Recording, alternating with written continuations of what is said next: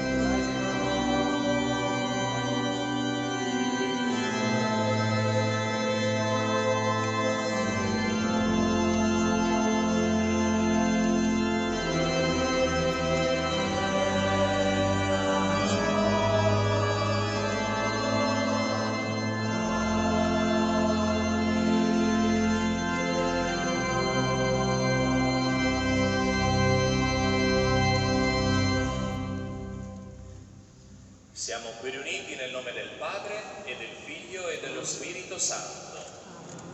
La grazia del Signore nostro Gesù Cristo, l'amore di Dio Padre, la comunione con lo Spirito Santo siano con tutti voi.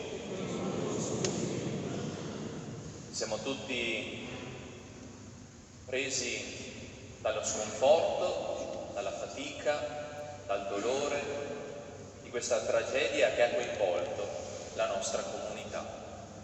Quest'oggi siamo qui con lo sguardo rivolto verso Dio per chiedere il dono della pace e della consolazione per tutti. Lo facciamo perché in questa preghiera possiamo avere anche noi il desiderio di guardare alla vita e alla vita che è per sempre. Parenti e amici hanno fatto sì che davanti a noi ci sia questo giardino che rappresenta anche un po' in fondo il paradiso, ciò nel quale noi crediamo e nel quale crediamo che oggi il nostro fratello Roberto, la nostra sorella Ida siano in buona compagnia con il Signore e Maria. Assieme all'autorità, assieme all'amministrazione, vogliamo dire il nostro grazie a Dio, ma anche la nostra fatica e il nostro dolore. Per questo chiediamo fin da subito, per noi, per tutti, il dono della misericordia e della pace. Confesso a Dio Onnipotente e a voi, fratelli e sorelle, che ho molto peccato